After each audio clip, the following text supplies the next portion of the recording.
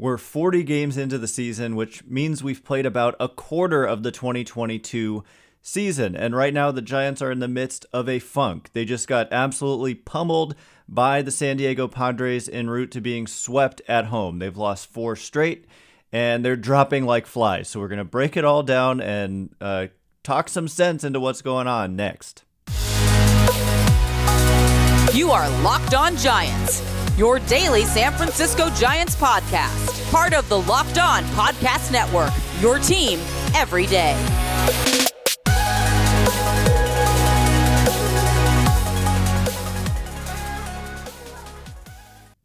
Hello and welcome to Locked On Giants, part of the Locked On Podcast Network, where it's your team every day. My name is Ben Kaspick, and on this show we provide daily episodes Monday through Friday, talking about the San Francisco Giants in a way that's data-driven and rational, but also simple, passionate, and accessible to all. I'm a former contributor for the baseball statistics and analysis websites Beyond the Box Score and Rotographs. I've been podcasting about the Giants since 2015, and I'm a lifelong fan. Thank you for making Locked On Giants your first listen every day. We're free and available wherever you get podcasts. And just a tiny bit of housekeeping. I know I say thank you for making it your first listen, and this episode is coming out late. And so I was out of town, blah, blah, blah. If you ever want to know where the podcast is, check out the Twitter account at LO_SF Giants, and I'll put something out if the show is going to be late. And also for my YouTube audience, there were some audio issues last Friday, and so that show never got put on YouTube, but there was an episode that came out on the normal platforms. So with all of that said, I apologize. This episode is coming out this evening on Monday, but let's just jump right into it. So we have played 40 games, and the San Francisco Giants are 22-18. They definitely haven't played all that well on the season, and they're certainly not playing well right now. They've lost 4 straight. They had a 6-game losing streak earlier in the month, and they had lost like 7 out of 8 during that stretch, and now you're losing 4 in a row. So it hasn't been a great stretch of baseball by any means for the Giants, and they just got pummeled. There's really not much to say about this series over the weekend against the Padres. It was embarrassing. The Padres just looked, I don't want to say they looked like the better team. They definitely played like the better team. And the Giants got the Padres had their way with the San Francisco Giants. So where do things stand? How can we take a step back and kind of look at the big picture?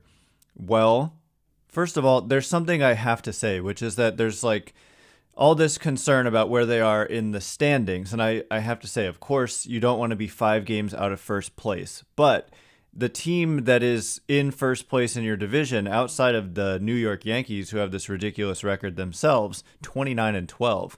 The Dodgers, look at the talent on that roster. It's ridiculous. And so it's, the Giants' route to the playoffs always kind of was most likely not going to come via winning the division. It took 107 wins to win the division last year, and I don't think anybody should have expected that coming into this year. My prediction, and I tend to be higher on the Giants than a lot of people sometimes, at least I was last year, for this year was like 91 wins, I think is what I said. And I kind of stand by that where things stand now. But 91 wins, you're probably not winning this division, especially given that the Padres are playing as well as they are. But we have to keep in mind that the playoffs have been expanded this year. So there's an extra team that's going to make it. Before this year, you had 2 wildcard teams anyway, but now there's 3. And the only way you get to avoid this new first round series, which is a best of 3, is if you win your division and have one of the 2 best records among the 3 division winners. And so it's hard to avoid that best of 3 series. The Giants would have done it last year, but even the Dodgers winning 106 games, they would have had to play in that best of 3 series because the rules are dumb. In my opinion, it should just be the best 2 records get to miss that first round best of 3, but it's the best 2 division winners in each league. So there's a wild card and there's 3 teams that are in it. And currently the Giants have a 2.5 game lead over that final wild card spot over the Arizona Diamondbacks, who I do not consider a threat at all. I don't think that they're going to be there at the end of the year, nor do I think the Colorado Rockies are going to be there at the end of the year. And the Rockies are the team directly behind the D-backs there. And then after that, you do have the Atlanta Braves, who won the World Series last year with an 88-win team, mind you. And they are currently below 500 again with a negative run differential as well.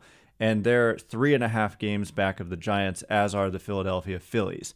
So as bad as things have kind of been recently, it is important to keep in mind, and I know I don't want to sound like I'm just conceding the division on May 23rd, but realistically, like anyone who's being super realistic would have had to say the talent of the Dodgers is almost unmatched in history. Like, I can't remember a team. The pitching is, with Kershaw banged up and some other things going on, Trevor Bauer and that whole situation, he was supposed to be on the Dodgers.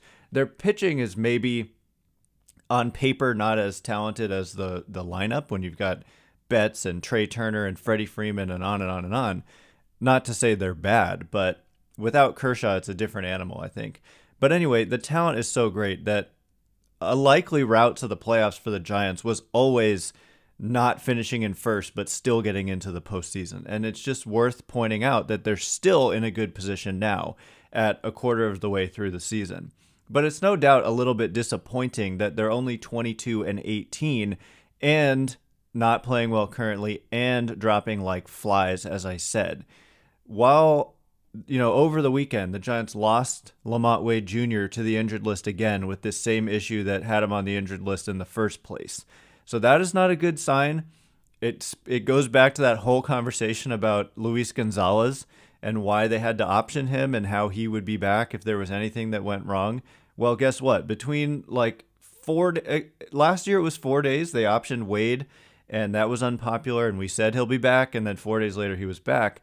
And this year I believe it was the exact same amount of time, 4 days. Injuries happen all the time to every team, and so he was going to be back, and that's why you do it. It's about protecting your inventory of good players, because if you had insanely DFA'd Tommy La Stella or traded Tommy La Stella just so you could avoid optioning Luis Gonzalez, and then Wade gets hurt, you no longer have La Stella to fill that spot, and then you're 2 tiers down below. You're below La Stella and below Gonzalez on your depth chart that you have to dip into there, versus when Wade goes down, you call back up Luis Gonzalez and you keep Wade and La Stella in the fold. I mean, La Stella's, you get what I'm saying. And then Brandon Belt goes down as well with a similar issue. Knee inflammation is the official kind of diagnosis for both Wade and Belt. So that's not ideal. We also had Curt Casali going on the 7-day concussion IL after he was hit in the mask by a foul tip.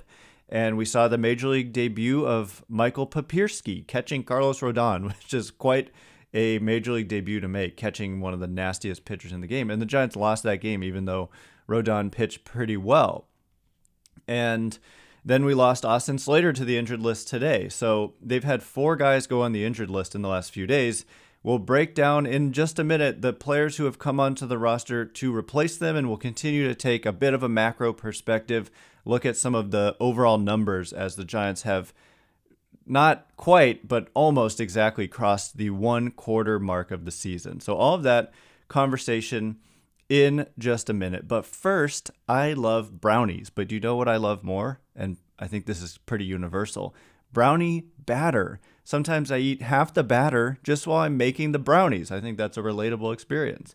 Imagine if you could lick that brownie spatula clean and get some protein in. Well, you're in luck, because Built has a new creation, and this one is better than ever. The Brownie Batter Puff. You heard me right. This Puff protein bar takes protein bars to a whole new level, and they're available right now on Built.com. Have you tried the Built Puffs yet? I'm not sure what you're waiting for. Puffs are a chocolate-covered marshmallow protein bar. That's right, delicious flavored marshmallow covered in 100% real chocolate.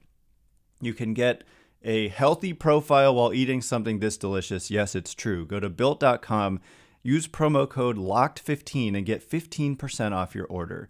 Use promo code LOCKED15 for 15% off at Built.com. All right, as promised, we're just going to continue to take a big picture look. All these different injuries, who are the guys coming up? There's a lot of replacements. I mean, you're going to see some familiar names in the Giants lineup tonight because they're facing another lefty. Remember when they weren't facing lefties at all? Well, now they're facing some lefties, and some of their guys who are in there for lefties are out. At least Austin Slater. I mean, he's usually a big part of it. And Curt Casali can't be in there, and so you're going to see maybe Joey Bart. Maybe we see Papirski again tonight. And then Wade and Belt. So really, both of their lineup against lefties, their lineup against righties, are affected by these recent injuries. Thank you for making Locked On Giants your first listen. For your next listen, check out the Locked On Now podcast. Recaps of MLB games with analysis from our local experts, taking fans through the season like no other network, free and available wherever you get your podcasts. So yeah, the Giants lose Casali, Wade, Belt, and somebody else, Slater, today. And the replacement, I mean, let's just go in chronological order from the most recent. We just heard right before recording this podcast about Austin Slater, and the replacement is Stuart Fairchild. And most of you perhaps are thinking, who the heck is Stuart Fairchild? Well, the Giants acquired him pretty recently when they made that string of trades with the Seattle Mariners. And I don't think we even talked about him because they had so many roster moves going on at the time, and there was a lot happening with just the team in general. I don't think we had time to even mention that minor trade that got made. But Stuart Fairchild is a decent prospect, and he was a second-round pick, 38th overall pick in 2017 by the Cincinnati Reds. The Giants dealt Blandino, I'm blanking on Alex Blandino, right, to the Mariners in exchange for Fairchild, who went straight onto their 40-man roster and has a couple of options. He's a right-handed hitter. He's an outfielder. To me, it was like when Mauricio Dubon, whatever, was traded. Fairchild kind of is a guy who can fill that role in that he's a right-handed platoon player who can play center. And when I say platoon player, I don't want to pigeonhole a guy, but that's kind of probably the role they envision him having, where he's going to start in the outfield against a left-handed pitcher. But obviously he wasn't on the first tier of depth, and they have to go to him here when they have this injury to Austin Slater. So the report from Fangraphs from this year on Stuart Fairchild goes as follows. There are no changes to report here, though Fairchild did make his debut last July. He's still sufficiently strong and athletic to handle center field, and his swing remains conducive to hitting the ball in the air. That said, we also haven't seen any more evidence that he can handle big league off-speed stuff, and he's now a year and an option further down the path than when we last covered him. If there's more in the tank, at least he's in the right organization, as Arizona can afford to give him a real run of games as they kick off their rebuild. So obviously he didn't stay with Arizona. He did play a little bit with the D-backs last year, didn't stick around, ended up in the Mariners organization. And so the previous year's report was, I think, a little bit more telling, actually, because, they're saying there's no changes to report. And let me just pull that up. I have that here. Fairchild's been able to hit the ball in the air more consistently as his swing's lower half usage has become more athletic over time. Once extremely stationary, he now has a slow but small leg kick and is loading his hands deeper than he was while first with the Reds. His ground ball rate dropped from 50% during his first pro season to 40% during the first half of 2018 to the 30 to 37% range in the 3 half seasons since then. And somehow his strikeout rate dropped all the way to 12% during his 2019 6-week stint at AA Chattanooga. Those trends caused me to 40 future value Fairchild last year, 40 plus future value Fairchild last year, as it seemed he had a shot to have a 2020 breakout, but continued looks have me skeptical about his ability to handle off-speed and breaking stuff. Fairchild's still got big league quality pop and defensive ability in center field, but he's likely a part-time player suited to face lefties and guys who throw lots of fastballs. So there you have it. I think we're going to get a look at him. He's probably going to be in the lineup tonight because there's a lefty on the mound. And also called up when they put Brandon Belt on the injured list was Kevin Padlo. And we got a quick look at Padlo in the Giants series when they were in LA, and I thought he had some good at-bats. He swung in the first game he played with the Giants at like the first pitch every time, so we never really got a long look at the quality of his plate appearances, but he's aggressive, clearly, if he gets the pitch he's looking for, and he hit the ball well. It just, they were right at people. If memory serves, like every ball he hit was caught that was like kind of deep to left center field and hit pretty well. So I think he'll probably be in the lineup again tonight. So it has a little bit of a look like that COVID team the Giants were throwing out there. You're going to see Kevin Padlo and Stuart Fairchild. You're going to see Darren Ruff, Wilmer Flores, Evan Longoria. So I actually think that this lineup is halfway decent that they're going to throw out there, even though it's going to be somewhat unfamiliar looking. They've got question marks at the catcher position. I mean, Joey Bart has just continued to have a major strikeout problem.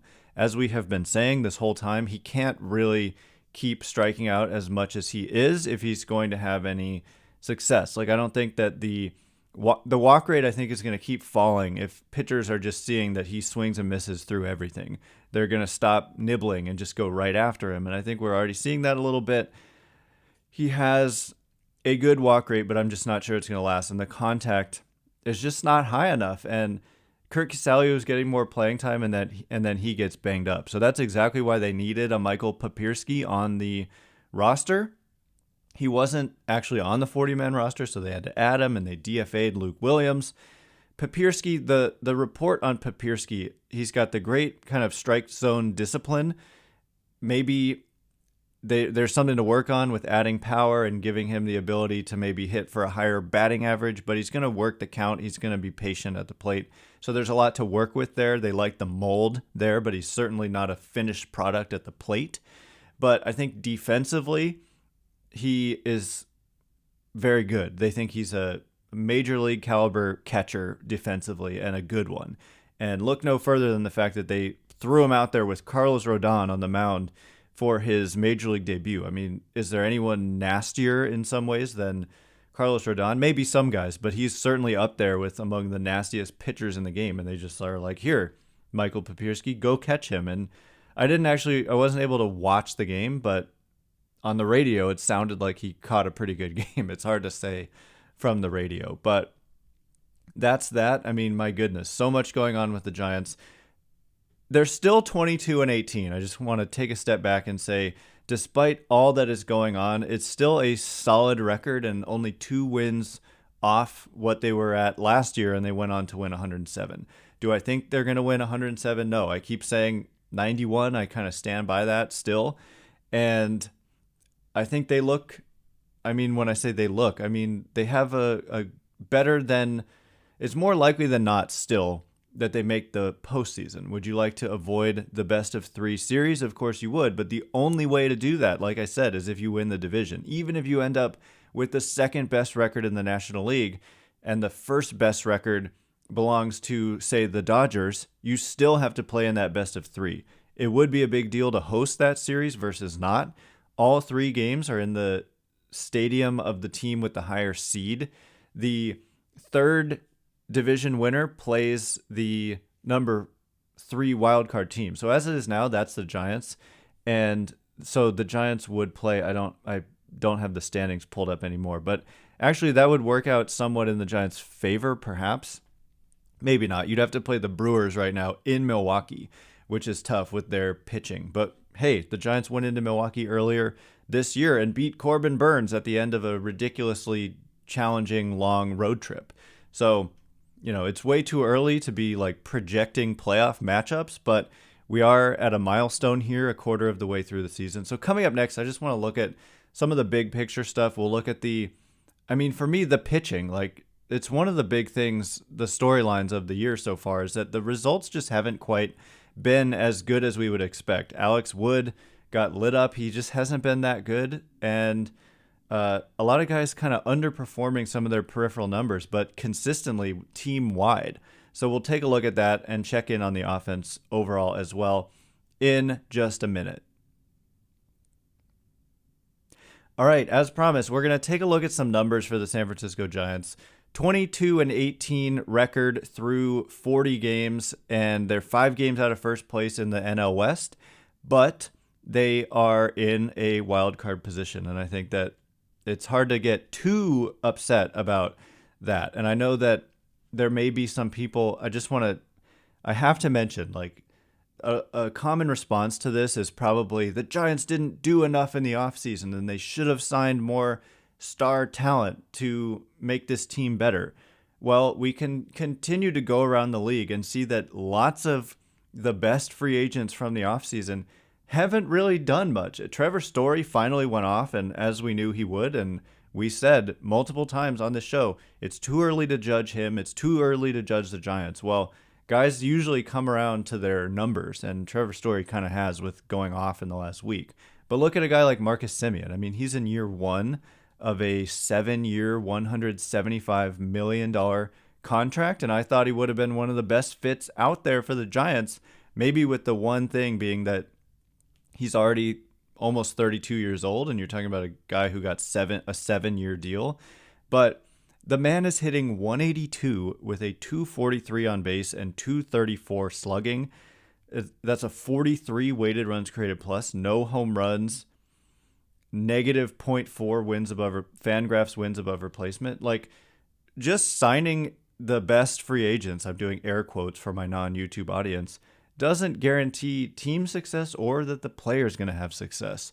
And we saw, like, Darren Ruff, for example, very slow start, but then got to his skill, and he had a big game over the weekend against the Padres as well. So I think it's still kind of too early to say that everybody, how they're performing is how the numbers are going to look at the end of the year for the Giants and for these any individual star talent player. Another example, Chris Bryant has been ineffective. He hasn't even hit a home run for the Colorado Rockies, and he's been hurt. And so, you know, if you sign Chris Bryant for $170 million or whatever he got, and then that's what you're getting, I mean, that's its own huge problem. And so these elite free agents don't necessarily help your team, and in fact, they can create problems. So it's just worth pointing that out. Certainly there are some guys who are doing well, but it is a bit of a gamble.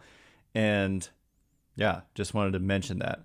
So when we take a big picture look, I mean, for me, something that continues to stand out when I look at the Giants' numbers is the pitching and the earned run average. And it's one of the worst in the league.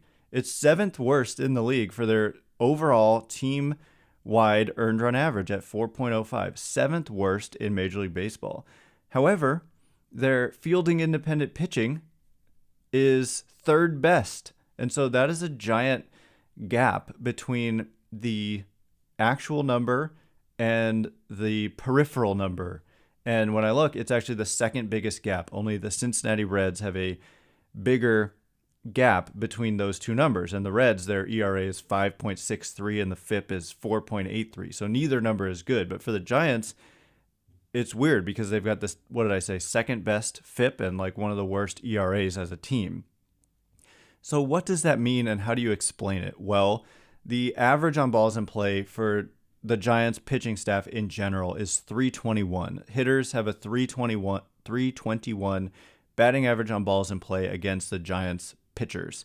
And that is the 2nd highest mark in the league. Number 1 is Colorado. They're almost always number 1 because they play in Coors Field, and a lot of balls fall in at Coors Field. Batting average on balls in play does not count home runs. Home run does not technically count as a ball in play for this metric, but it's like when you don't strike out or walk or hit a home run, what is the rate at which balls that are put in play are hits? And for the Giants, it's 32%, and the median here is like 280, right? 280 average on balls in play, and the Giants are at 320, 40 points higher than that. And I looked at some of this stuff on either Friday morning or Thursday, and what I found was that on like bloop hits, balls that are not hit well, weakly hit balls, the Giants have like the worst results in the game in terms of opponent success on poorly hit balls. And so really there's a lot of that going on. And from what I saw with the Padres in town, it kind of continued. And we saw it with Tyler Rogers in the first game of that series. That's always been a thing for him, but it seems like it's happening to the Giants in general. And can we just call it bad luck and call it a day and say they're going to be better? I don't know. But at the same time, I mean, I would bet on the results to get better given the peripheral numbers that I see. And what's crazy is that a lot of it is stemming from the starting rotation. The Giants, their starters have the worst average on balls in play against them in the league at 341. The median is, again, like 280. So they're about 60 points higher. It's 6 percentage points, basically, higher than normal. And like when you look at the individual guys, Alex Cobb going tonight, his ERA is completely bloated. It's at 5 something. It's 5.61, but the fielding independent pitching is 2.67. And he's got almost a 400 average on balls in play against him. He's only stranding 50% of his base runners. All of this screams to me that the results should be, and moving forward should be, much better. And so I continue to be optimistic about these numbers kind of regressing in the positive direction. I think a lot of these guys are due for positive regression. Maybe it starts tonight for Alex Cobb. It's felt like that for me, like he's on the verge of breaking out and just having a gem of a game, but it just hasn't happened. And his last start, I think, was the one in Coors where he was pitching well, and then Kapler probably left him in a few batters too long, and then boom, he had 7 runs thrown on him. So it's kind of just been that way for the whole season is what I've seen. And that's why I'm somewhat optimistic when all that's going on and they're still above 500 by 4 games. And they've also had a pretty tough schedule, generally speaking. So just quickly looking at the offense, the team weighted runs created plus 109. So they're doing fine offensively. Their defense has not rated well, according to a lot of different numbers. So overall, their Fangraphs wins above replacement, as you know, the position players and the DHs, the non-pitchers, is 6.2 as a team, which is just off the median, which is 5.2, which is actually the Padres, believe it or not. Padres weren't hitting well coming into the series, and you wouldn't have known it based on the way the series went. So that's all the time we have for today. I was planning to do a big kind of 45 game review because I've said all along we take a first real hard look at the team through 45 games. So we'll do that. We'll get into more. We'll devote an entire show to looking at these numbers coming up towards the end of the week. That is all the time we have for today. Thanks again for making Locked On Giants your first listen every day. Now make your next listen Locked On MLB. Paul Francis Sullivan, please call him Sully, brings humor, passion, and unique perspective on every team and the biggest stories around the league. Follow the #1 daily league-wide podcast, Locked On MLB, on the Odyssey app, YouTube, or wherever you get podcasts. Once again, my name is Ben Kaspick. Check me out on Twitter at Ben Kaspick, Kaspick. If you like this show, please consider rating it or leaving a review. It helps me out a lot, so thanks in advance, and thank you to everyone who's done so already. I can't wait to be with you again tomorrow. Thanks again for listening. Stay Locked On Giants.